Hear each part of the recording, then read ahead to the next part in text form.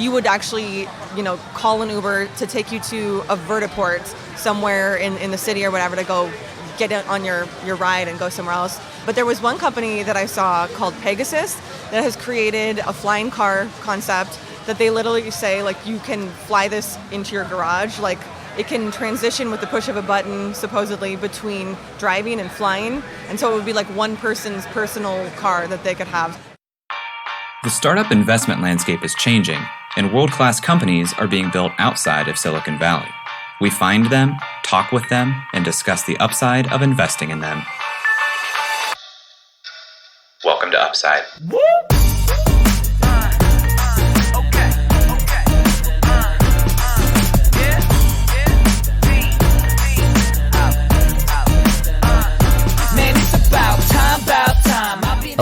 Hello, and welcome to the Upside Podcast. First podcast finding upside outside of Silicon Valley. This week, we're finding upside at CES. It's a little different because, Jay, someone decided we are tech journalists. Isn't that great? Isn't it great to be recognized or anointed or appreciated, really? It's just being appreciated. Yeah, being appreciated is nice. I like that. One of the things that's coolest about being here at CES is that we get to network with people who are young professionals in the tech journalist space through the CES Media Trailblazers Program, which is sponsored by CTA, the organization that puts on CES.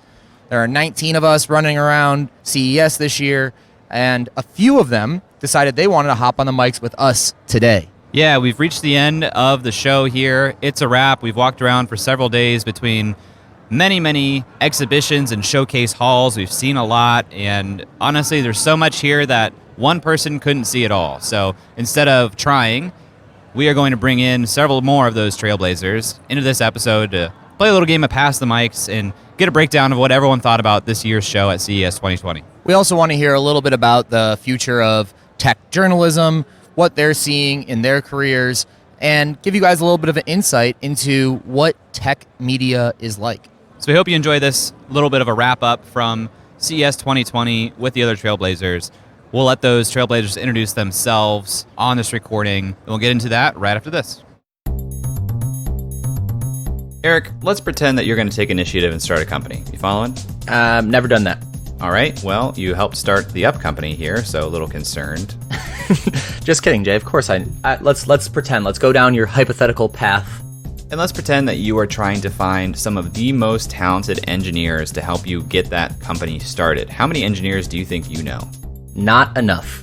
Not enough. And that's why I would recommend you work with our friends over at Integrity Power Search. Integrity Power Search is the #1 full-stack, high-growth startup recruiting firm between the coasts. They partner with venture capitalists, private equity groups, and CEOs like you, Eric, to build amazing teams to the world's most disrupting companies. If I'm hiring, if I'm trying to find good engineers, I'm not going to rely on my small group of connections. I'm going to go to a group like Integrity Power Search, who has thousands and thousands of potential connections, potential hires for my company. That sounds like enough to me. Sounds like enough. Sounds like you're going to find the best talent when you can dip into a larger pool. They've executed more than 600 searches successfully, and they're on track for more than 200 in 2019 alone.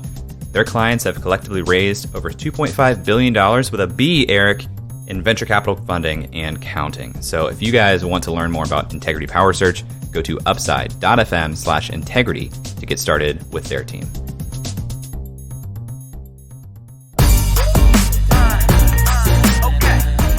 Hayden, Lindsay, welcome. Thanks for joining us. Would love to introduce you guys first. And we'll go one by one. So we'll start with you, Lindsay, because I'm looking at you and making eye contact directly. Can you introduce yourself and who you write for? Sure. So I'm Lindsay Bjerregaard. I'm a writer with Aviation Week, so I cover all different aviation topics. And I'm Hayden Field. I'm an associate editor at Entrepreneur, so I cover tech, business, and some investigative features. I also freelance a lot. What did you come to CES? Like, what were your expectations of what you were going to write while you were here or produce while you were here? We had 3 main articles we kind of wanted to prioritize. One was things you'll actually want to buy at CES, because there's so much. It's called Consumer Electronics Show, but obviously there's a lot of not direct-to-consumer products there. So we usually do a 25-strong roundup of that. And then, of course, the most bizarre things we saw at CES, because there's always those coming out of the woodwork.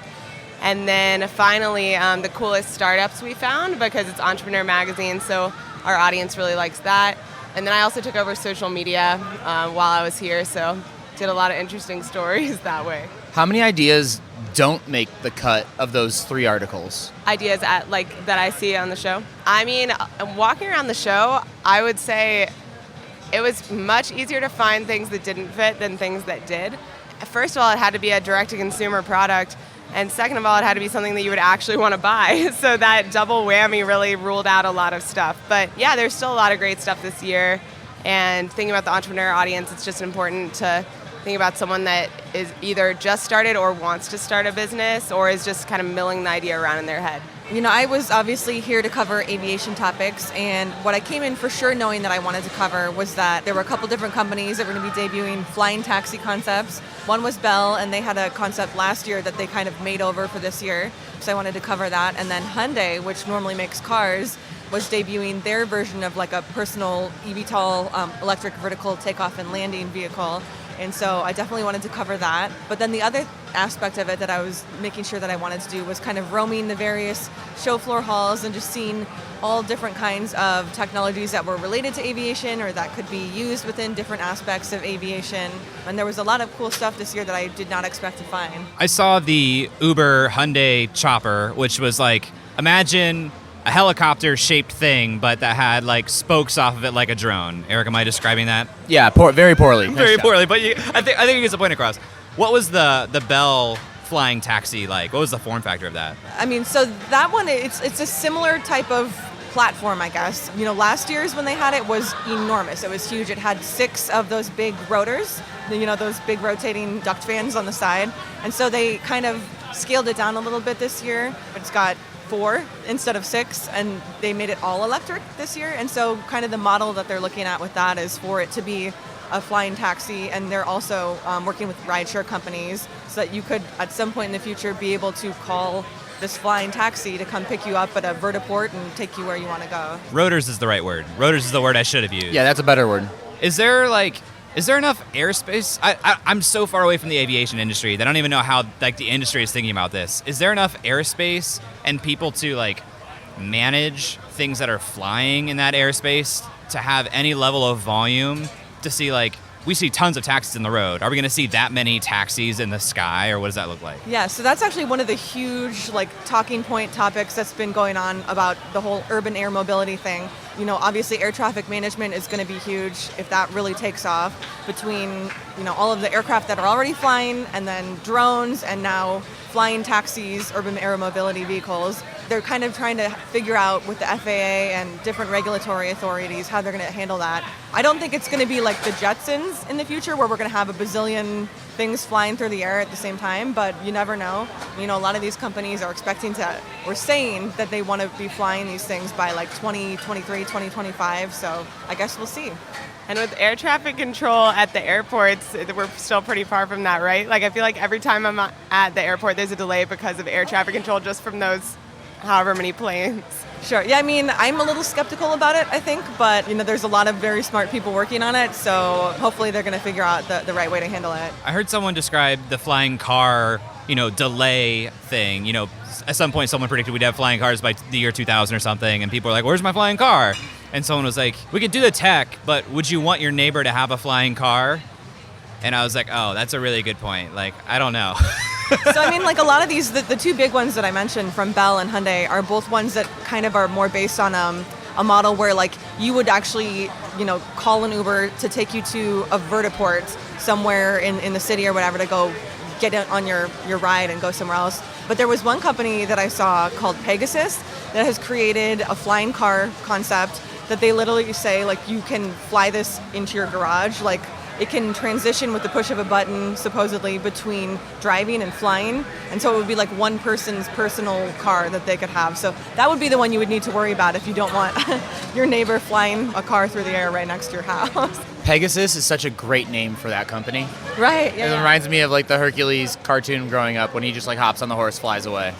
So you saw a lot of flying car concepts. Jay and I think when you go to CES, like everyone kind of looks at it from their own filter. And for Jay and I, we saw like an overrepresentation of gaming, smart cities was probably the third one. Storytelling VR, maybe. We saw a lot of sleep tech. You saw a lot of sleep tech. But I saw it on like directional signs all over the place, like that took up a lot of space. I think robotics was a trend that you and I didn't spend a ton of time looking at, but I heard a lot of people talking about robotics. I did see the Wasabi, the adorable little baby robot. So I started that not to hear from you, but from Hayden, because I want to hear what she saw as like the things that popped out to you as overrepresented this year. Well, first of all, yeah, sleep tech, it was kind of funny to me because I remember a couple of years ago, it wasn't even really a category. Sleep Number was kind of one of the first companies that to make that a viable whole area. So yeah, there was a lot of that this year, more than usual. But anyway, yeah, overrepresentation. I saw a lot of kind of single-use robots that maybe you wouldn't really want taking up space in your house if you were actually gonna, implement this into your consumer life. What do you mean by single use? Like they're only used for one thing. Has anyone here seen Rick and Morty? The robot that just passes butter? That's its full job? That's exactly what I think about. Exactly. So one example that everyone's talking about is, of course, and this isn't rolled out for consumer use yet, but they want to do it in the future, they said, Charmin's robot. So the little toilet paper toting robot that you can call to come to your aid if you're like stranded in the bathroom. And so that's kind of a classic example because, okay, that can be a problem for some people, but if you have the foresight to buy the robot, load it with toilet paper, and have the door open already to the bathroom, like, can't you just put more toilet paper in the bathroom? So yeah, I saw a lot of things that were kind of flashy, but maybe not super useful for the everyday consumer, but there's also some really groundbreaking stuff. One of my favorite areas is Eureka Park, which is all the startups. One of our articles we're writing, like, coolest startups we found this year, kind of allows me to go outside the consumer gadget space and just spotlight cool startups that are maybe not making products that you might buy as a consumer. So there was someone that was doing really cool stuff for Internet of Things security, since a lot of those devices are decades behind in terms of security. There is someone doing smart roads by way of really cool new radar technology that can kind of help autonomous vehicles avoid a crash in lane 2, for example. And then also a really cool baby monitor company that's using breathing sensors to help prevent sudden infant death syndrome. So yeah, just really cool stuff like that around that area. And it was also cool how it was separated by country. So, you could go in the Japan aisle, the Singapore aisle, the Israel aisle, and see startups from all over the world. We went to the Italy aisle right before this and got some wine because they invited us to their little cocktail hour. Bad wine. Jay, we don't need to trash Italian wine on this podcast. I don't even know if it was Italian wine. It was, I think I had champagne. Is champagne wine, technically? Technically. You're the wine guy. It looked chic. Like, I went through that aisle and it was all white, and they had the flags and the really nice non-fluorescent lighting. They had it on lock. What else do you think was overrepresented, Eric? Overrepresented? Yeah.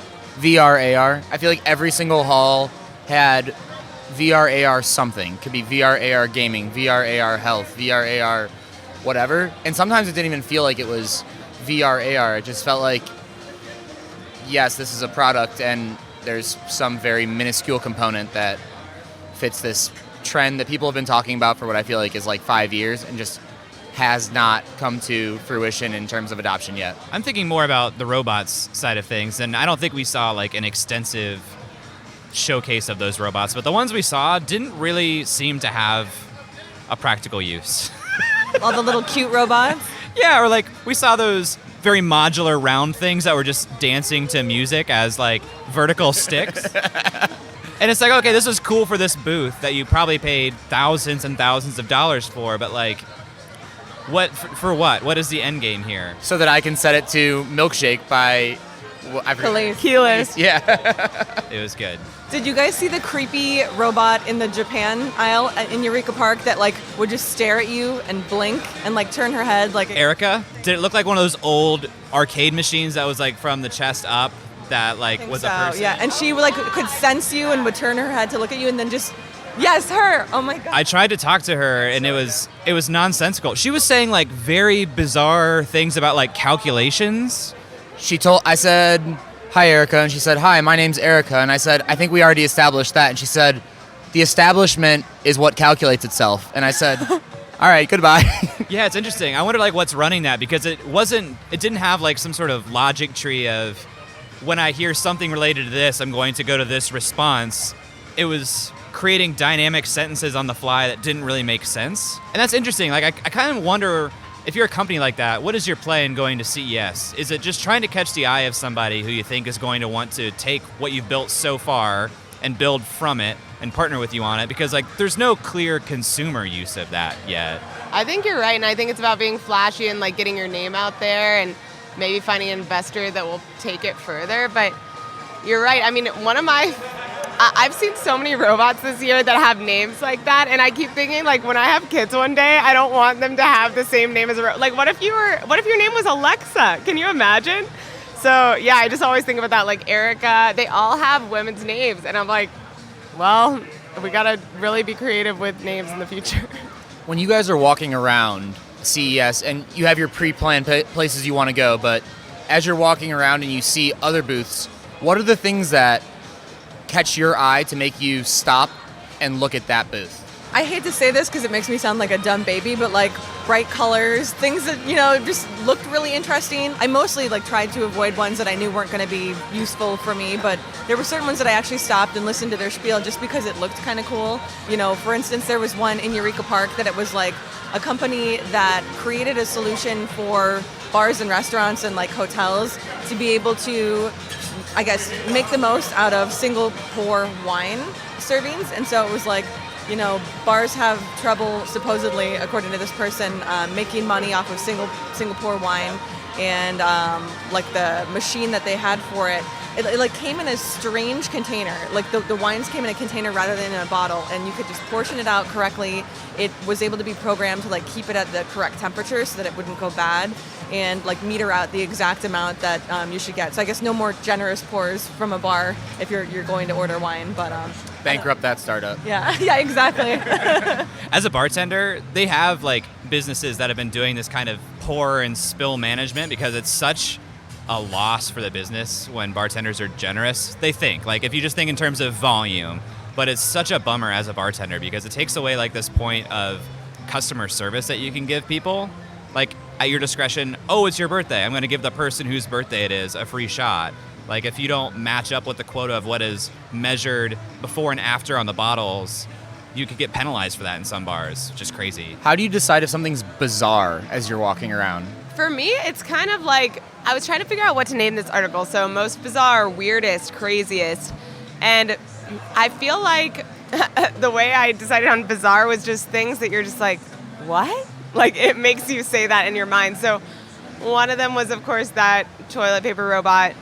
One of them was this like gold-plated keyboard that's like $10,000. One of them was, you guys might have seen this, there's one startup here that has the tagline "Shop with your DNA." So it's a whole wall and it just says really big, "Shop with your DNA." The scariest tagline I've ever heard in my life because it sounds like you're using your DNA as like currency to shop. Actually, it's a like nutrition company, and you send in a sample of your saliva and then they analyze it, digitize it, upload it to like your wearable armband, and then when you're grocery shopping, you scan the armband and it tells you, you scan a product with the armband and it tells you whether to buy it or not based on your DNA. But still scary because their fine print of their data use is not great. But yeah, so I mean, stuff that just makes me wonder why it exists or just that I'm surprised it does would fit in that category. Did you see the smart potato? No. Look at this marketing. Oh my gosh. That reminds me of that Art Basel thing with the banana that's like... I don't know if we got close enough to hear the full pitch. It was packed. Yeah, our take on that is the thing coming out of the potato is actually what is being sold and marketed. The antenna.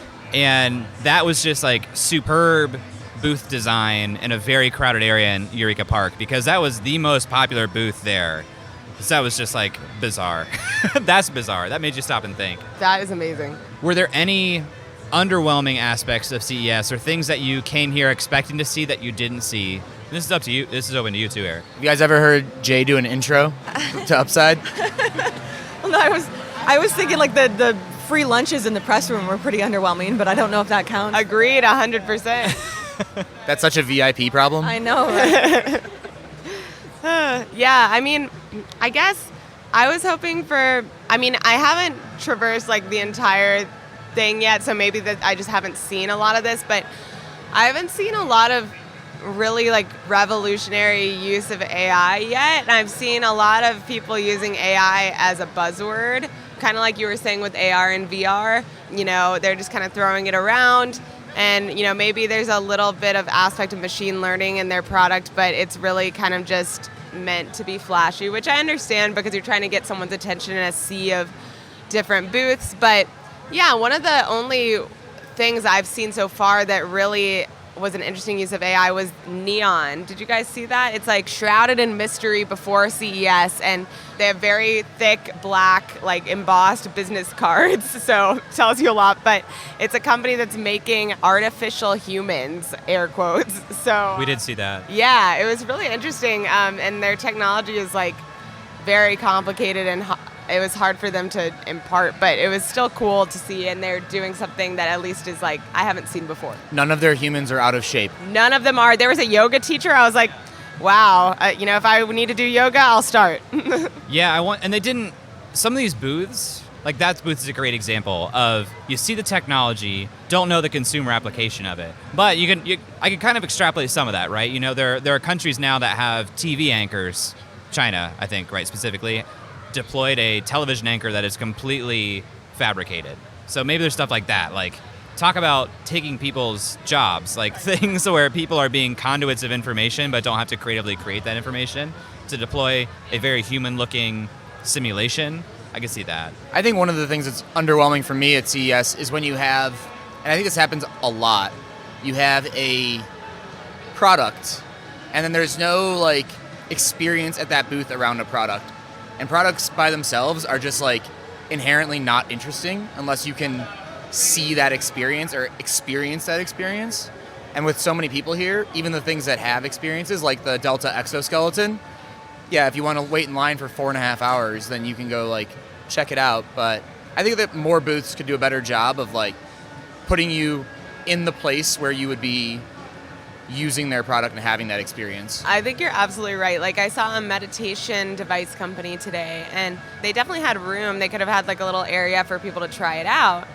They didn't. And, you know, stuff like that would be really interesting. I also really get annoyed when booths, you cannot tell at all what the product or thing is without going up and literally asking someone or reading one of the pamphlets. It's like, just have the tagline, have a little description just under the name of the thing, because there's, I would say 70% of the booths here, you have no idea what it is unless you ask. And some of these are big companies, too. It's not all just the little guys down at Eureka Park. Eric, that made me think. Do you think there's a world where the booth experience is done in VR, so you don't have to bring the thing here, you just put on goggles at every booth and you check out their product? You're getting into my future of CES segment that I want to talk about, but... So, Lindsay, I imagine you saw the Delta parallel reality thing, which is one of my highlights of this show. You wanna describe that a little bit? Sure. So, I mean, the experience, how it works is when you go to the Delta booth, you essentially program in your name and you choose a flight destination and a language other than your own. And they print out a little boarding pass for you. And you go into this room where they have 4 different screens, and on each screen you get like the destination that correlates with your boarding pass, and they kind of explain how the technology works a little bit. And then you go into the second room, and this kind of correlates to how it will actually work in real life, this technology.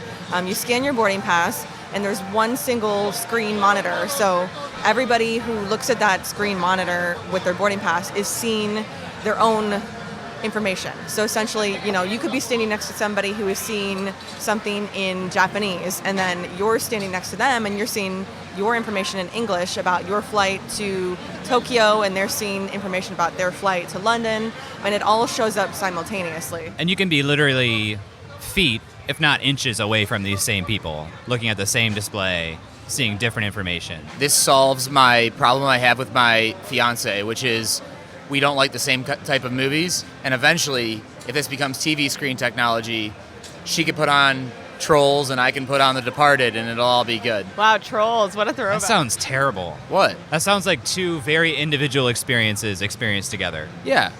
I mean, that's what life is. Oh, I mean, yes. I think that's both like dark and freeing. But at least if like you are looking at the same thing individually, you can like relate your experiences together. Look, you can criticize my relationship all you want. If they ever make like a way to do that with music, I will definitely use that with my boyfriend. He hates every single song I put on. Yeah, I love that. And what I love about that example, Misapplied Science is the name of the company that has developed that. That was announced at the opening keynote that Delta and the CEO, Ed Bastian, gave. Misapplied Sciences is a startup that Delta is partnering with to do this, which they mentioned several startups in their presentation. I really like that. That's a cool trend that, I wish we saw more of at some of these giant booths. Eric and I, we're not here to cover Samsung. We're not here to cover Sony. It's interesting to see that stuff, but it's really cool when we can mesh those worlds of like these big established companies with these startup companies as sort of, outsourced research and development, so to speak. Well, yeah, and on that note, I actually saw in Eureka Park, the guy who leads Boeing Horizon X Ventures, he was there trying to talk to different startups and find new technologies that Boeing can invest in. And so, there's definitely big companies that are having that on their radar, wanting to invest in new technologies, new startups, that kind of stuff. What does that look like? He's just walking around Eureka Park, talking to people just like we were? Yeah, I mean, when I saw him, he was giving a presentation on the stage where he was kind of talking about, the different types of technologies that Boeing Horizon X is looking for. But, I got the impression after speaking with him that he is actually going around to different booths, talking to different companies and just learning about their technologies and I guess figuring out, what ones could be applicable to the things that Boeing does. That makes sense because at one interview I was doing, a huge tech executive stopped by and they had to kind of kick me off the interview. They're like, I'm so sorry, but this guy came and he has to talk to him. So it was probably him. The serendipity that can happen here and does in small or big ways for a lot of people probably can't be overstated because, it's hard to plan for that. That's the definition of the word serendipity. But like even later at night when you're not at the show, Eric and I were sitting at Blackjack the first night and guy sits down next to us. He's been doing broadcasting for like 34 years. He's been coming to CES for like 20 or 30 years. Also happens to be the head usher for the Green Bay Packers, like my favorite team.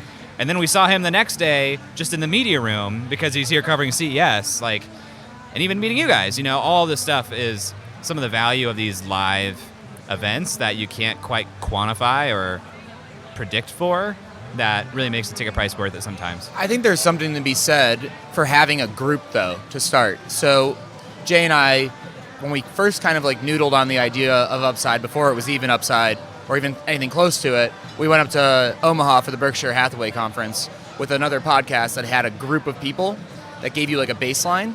And I feel like this CES, one of the big reasons that we've had such a better time than we did last year is that we had this group of Trailblazers, you guys included. So I'd like to get your guys' take on the Trailblazers program. How'd you guys even hear about it? How did it come about? So, I found out about it. I think they sent out a press release or something like that. And I had attended CES last year, so I was on the mailing list for that. And, I heard about it and I was like, well, last year when I went to CES by myself and had no idea what I was getting into, it was difficult, it was stressful, just getting around and not realizing just the sheer scale of the show. And so, one of the aspects of this program that they had advertised was that, we would get special access to different resources to help us cover the show and make it easier, which they did. And then, I also thought that it was great that we got to meet different young journalists who were covering different things and kind of getting their perspective. And we had the group text where people were giving each other tips about things that they were seeing, and I just thought that was awesome. Agreed 100%. And same with me. Last year was my first CES, and I came alone. I was covering it for Entrepreneur alone, and I didn't really know anyone. So I made one friend, hung out a little bit, but I did feel pretty alone and very stressed because I didn't really have an outlet besides working. And so I was doing all my articles, trying to meet my deadlines, and then I didn't really have a fun outlet besides that. So it was nice to have, a group and see what other people were covering.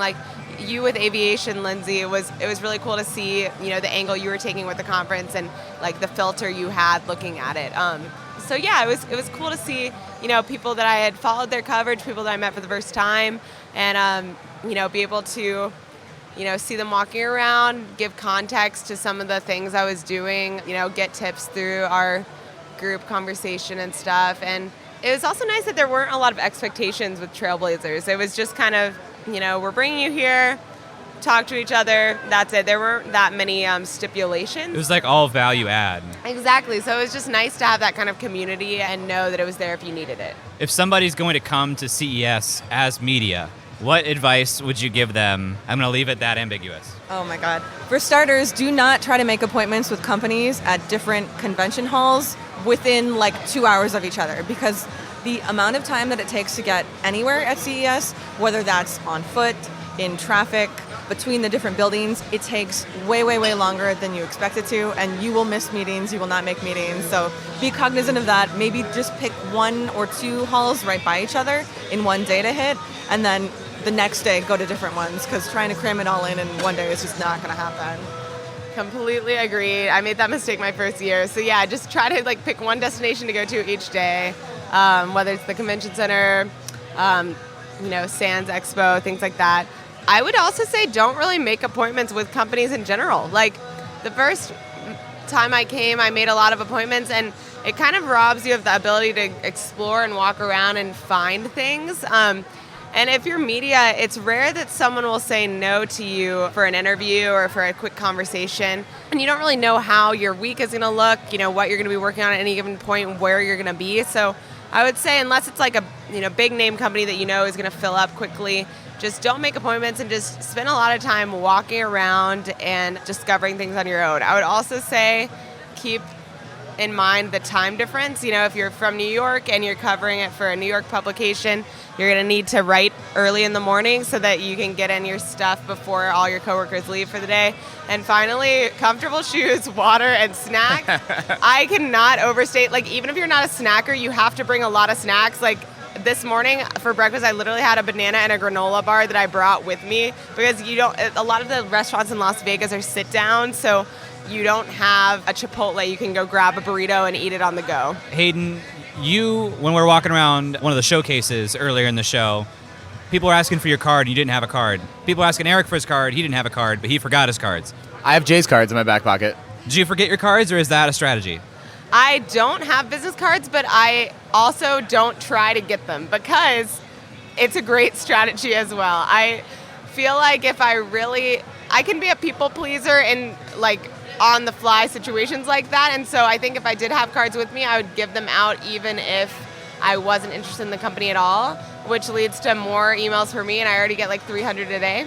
So it's great. I don't mind that I don't have cards with me. If I need to talk to a company, I'll write my email on their card, or just tear off a piece of paper off my notepad and give it to them. But yeah, it's nice to not have that, and then I can really just give my information to the companies I really think will be a fit for the coverage. Putting aside one more question on this point, putting aside the Trailblazer program, having a media badge at CES, superpower or burden?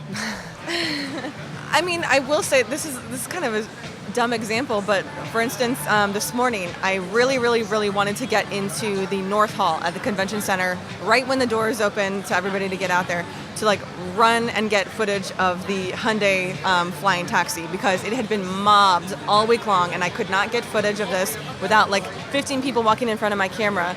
And so, I was standing right by the door, clearly looking antsy, and one of the security guards, I think, took pity on me and saw that I was media and was like, you know what, just go in. And so I don't know if that had to do with the media badge or I just looked completely desperate, but I'm going to count that as a win for the media badge. 100% agreed. I mean, I think it's a superpower, but it also can be a burden in some situations, but it's more a superpower. You can just close your jacket. Yeah, I mean, I turn it around sometimes. I really do. Sometimes I'll hold my notepad over it, and people will always be trying to look, and sometimes I'll just hide it. But yeah, I mean, today I needed to taste the Impossible Foods new pork offering, and there was a line literally around the entire booth, wrapping around. And me and an Axios reporter went around the back, and we were like, listen, we're on deadline. Look, we just got to taste this really quick and have one bite. And they just handed us one. We tasted it great. We could go off and write our stuff. So yeah, I think it's nice to kind of have that go anywhere pass. And it's also nice to feel important as a journalist. In this day and age, sometimes you kind of feel you're not making a lot. You're just frazzled a lot of the time. So it's nice to feel like you are an important person every once in a while. Agreed, for sure. Yeah. You got into a Twitter party, and you met Paris Hilton, and you saw Ludacris. Eric and I don't know about you, Lindsay, were you there for those things? No, because apparently Aviation Week is not glamorous enough to get invited to ludicrous parties. So if any of these companies are listening, I would like to come to your party. I'll still tweet about it, even though it's not aviation, because I want to see ludicrous. Did we miss the invite, or like, what are we missing here? It's honestly all about who you know. I was not invited to the Twitter party. I got in from a friend bringing me as her plus one and name dropping a couple of people that I did not know. I'm still not verified on Twitter, so that tells you how much pull I have there. But yeah, I mean, I think it's just a totally random sold email lists. Like like my first year at CES, I literally didn't get into anything. Even when I asked, they wouldn't let me in. And then this year, I got an email from Spotify, so I went to the ludicrous thing. That was exciting, and Paris Hilton was weirdly there. I think it's just about the circulation of the gold mine that is journalists' email addresses, and not much more than that. Yeah, the CES After Dark life is pretty funny, honestly, and I tried to make it to 3 things in one night last night, and I definitely just crashed at midnight and came home and turned on my fireplace channel and went to bed. So yeah, I definitely have been waking up at like 7:30. That's the other hard thing about CES. If you stay out late, you're also not going to be able to wake up early, so you got to really temper that and think about that before you make plans.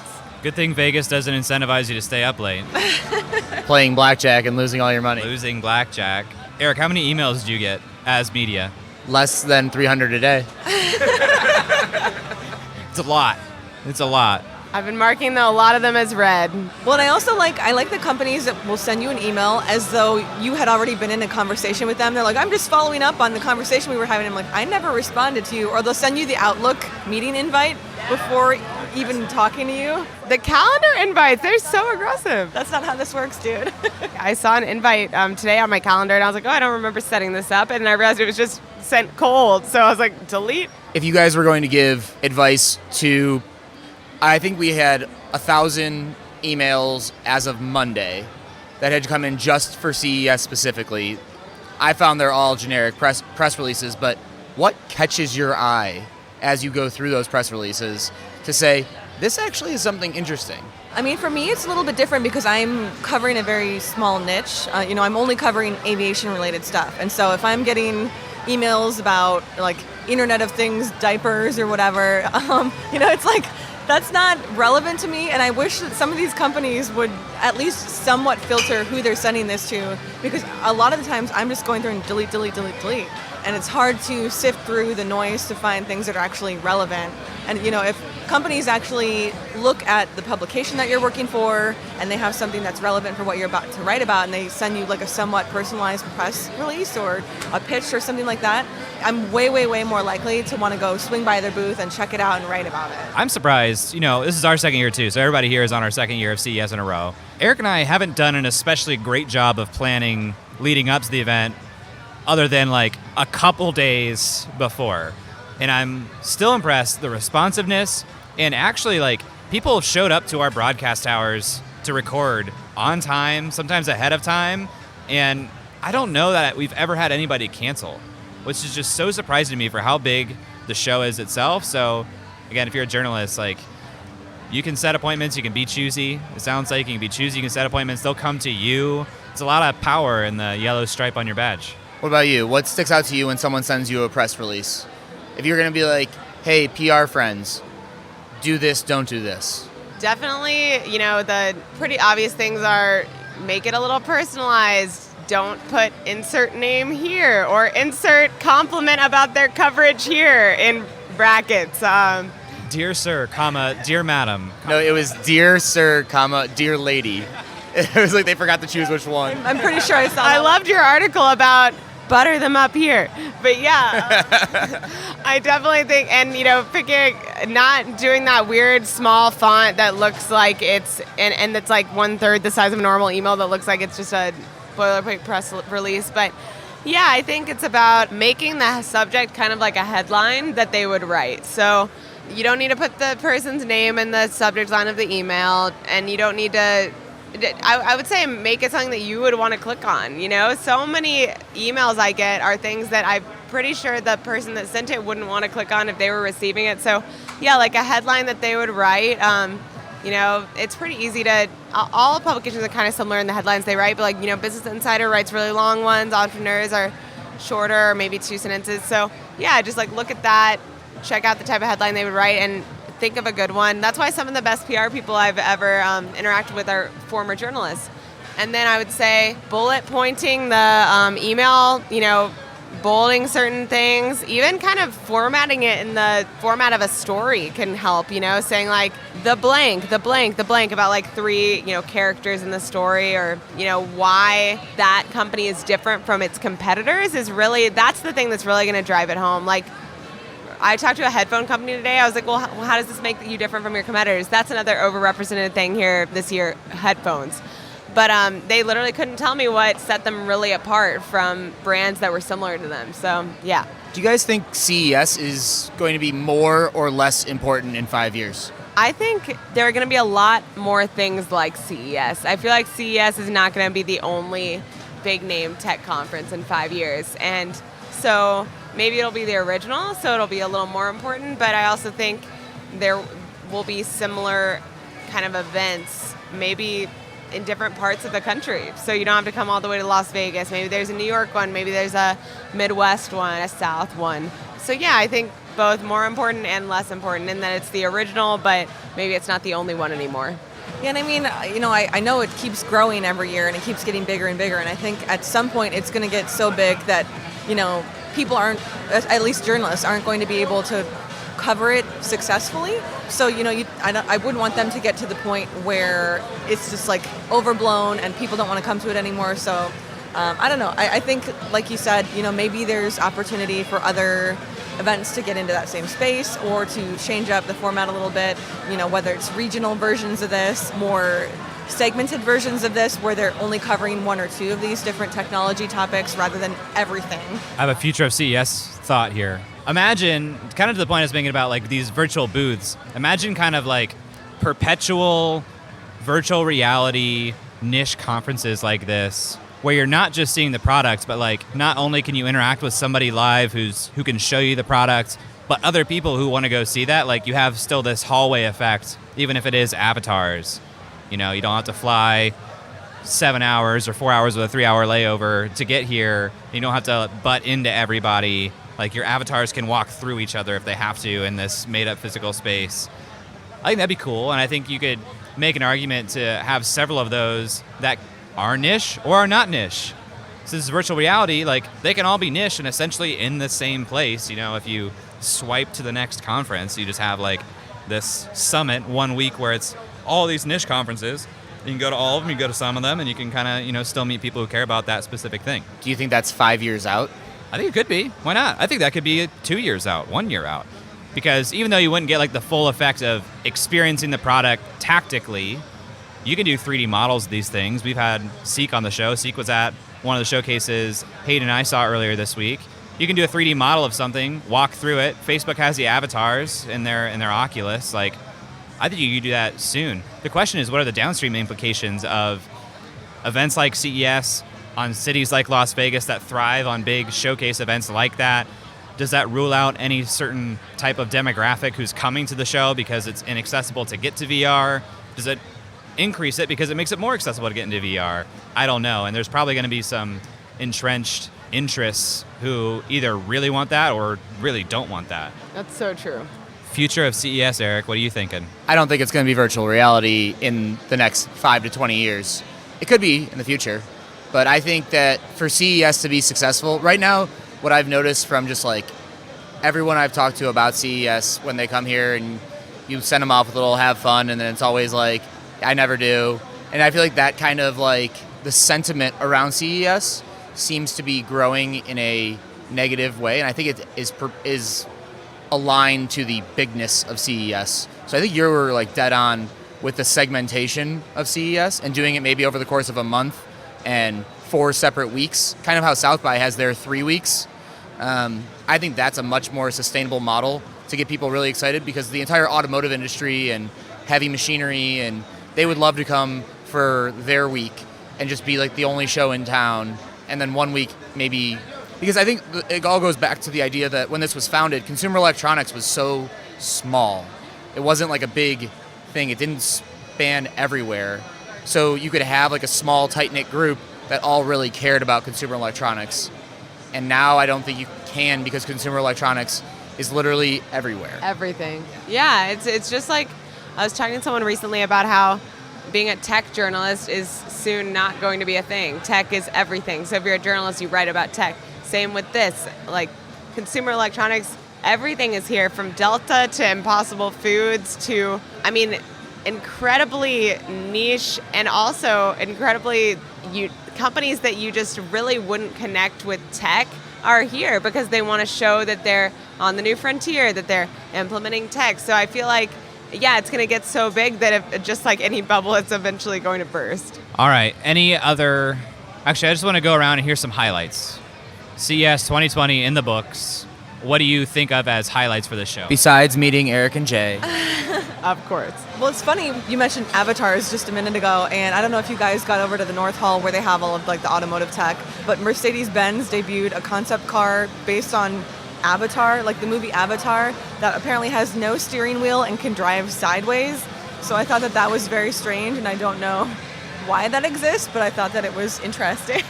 It can drive sideways, as in the wheels can turn 360 degrees, or it can drive sideways? I don't understand that. I didn't look closely enough to see that. Well, and they didn't have it like demonstrating as far as I saw there, so. Interesting. So we got driving sideways cars. We've got parallel reality. It's something we both enjoyed. Eric, what about you? We're just going to go counterclockwise. Watching Jay cuddle with a robot was a pretty big highlight for me. In the Japan... 2 years in a row. Yeah, 2 years in a row, Jay cuddling with robots. It's a theme. Wait, was it the robot that we were talking about earlier? Erica. No, it was not Erica. It was this little, it was called Lovat. It was named Wasabi. Little roly. I saw a cute little service dog making friends with that same robot. It had so much emotional depth in its digital eyes that it like moved me. You know, I did a poll on Entrepreneur's social media, and they have like 3.3 million followers, and I said, cute or creepy about Lovat? Yes. And let's see, I think that the consensus was mostly cute, but I think it was about around 60% cute, 40% creepy. So, yeah, there you go. Jay was looking deeply into its eyes. Those are pretty emotive eyes, I have to say. I mean, listen, CES is difficult, so I can see why you would need like a loving embrace every once in a while. Yeah, a highlight for me was definitely just seeing how many small companies are doing really big things that could have implications through the whole country and the world. Like, there was a wildfire detection tech company in Eureka Park today, and you know, obviously with the things happening in Australia right now, that really resonated with me. And companies taking on really just big ideas, like sudden infant death syndrome with new tech that could save lives. That was a real highlight for me. And then other than that, you know, there are a lot of cool little like activations and experiences to take part in, like Lamborghini massage chairs and cool roller coaster type chairs that you could sit in and feel the centrifugal force, stuff like that. So there was a lot of cool stuff that you could do and really experience the type of tech the company was trying to launch. So yeah, I mean, that was cool. And then just meeting other cool journalists and people that I'm going to stay in touch with was really awesome. That's something that it was new to me this year. So that was awesome. Well, you beat me to the punch on the massage chairs. Massage chairs are 10 out of 10.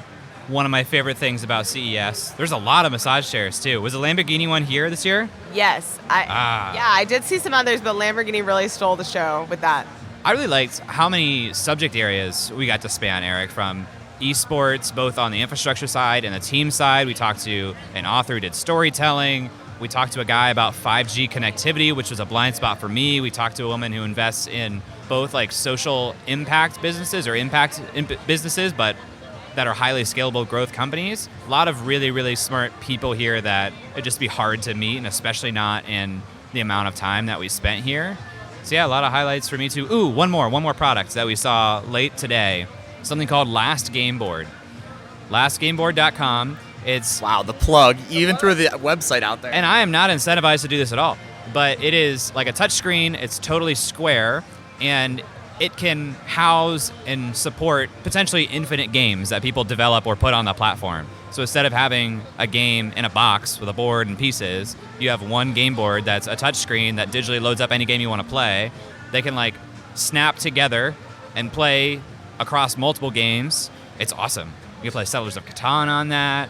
You can play Checkers on that. You can play Secret Hitler on that. Theoretically, you could play Twister on that. That's true. There's also like that one company, Doodle-matic, and you could design your own video games and then just play them on a touch screen. So Crazy, yeah. Is it like a no-code experience? Oh man, I love the we're going down a whole nother rabbit hole here. Love the no-code movement. We watched a pitch today, and the winner was doing no-code algorithmic trading, and I thought that was awesome. But before we go down there, Wait a second, that was no code? That was you were making your own algorithms? That wasn't recommending smart algorithms for you? you could Oh. pair anything you want, but talk about it as if you're a regular human and not a coder, and then create algorithms that it trades on your brokerage account for you. Wow. Anyway, gonna get lost on that one. Hopefully we have them on the podcast. Let's wrap this up. Lindsay, if people want to find out more about you or Aviation Week, where should they go? Sure. So aviationweek.com is our website. We cover all different aspects of aviation. And then you can follow me on Twitter. I'm AvWeekLindsay, Lindsay, the correct way to spell Lindsay. The most eloquent person on Twitter. I was amazed. We were sitting right next to her at the Delta thing. She's taking all these pictures, writing all this stuff, and I'm looking on Twitter, and I'm putting out like gibberish, and she's putting The out Delta thing. Yeah. I felt like as the person that covers aviation and an airline is actually doing the opening keynote, I just felt like I really had to be on point for that one. So That's for Nailed it. And Hayden, if people want to follow you or the work that you do, where should they go? I'm at Hayden Field on all my social media, and HaydenElizabethField.com is my site, and then entrepreneur.com, of course, and if you just search author Hayden Field, my stuff is there too. So yeah, Field, not Fields, because people inexplicably always add an S to the last name. Awesome. Great to meet you guys. Thanks for being on the show. Thanks. Hey listener, have you ever wanted to get a message in front of the Upside audience but weren't sure how to sponsor this show or weren't able to do a long-term sponsorship? Well, now you can just go to upside.fm/classifieds and let our audience know anything that's going on in your world, whether it's an event, an application, a special coupon or deal, or just letting them know who you are, what your company does. All you have to do is go to upside.fm/classifieds and you can place an ad on this show. That's upside.fm/classifieds. That's all for this week. Thanks for listening. We'd love to hear your thoughts on today's guest, so shoot us an email at hello@upside.fm or find us on Twitter @UpsideFM. We'll be back here next week at the same time talking to another founder in our quest to find upside outside of Silicon Valley. If you or someone you know would make a good guest for our show, please email us or find us on Twitter and let us know. And if you love our show, please leave us a review on iTunes. That goes a long way in helping us spread the word and continue to help bring high-quality guests to the show. Eric and I decided there were a couple things we wanted to share with you at the end of the podcast, and so here we go. Eric Hornung and Jay Klaus are the founding parties of the Upside podcast. At the time of this recording, we do not own equity or other financial interest in the companies which appear on this show. All opinions expressed by podcast participants are solely their own opinion and do not reflect the opinions of Duff & Phelps LLC and its affiliates, Unreal Collective LLC and its affiliates, or any entity which employ us.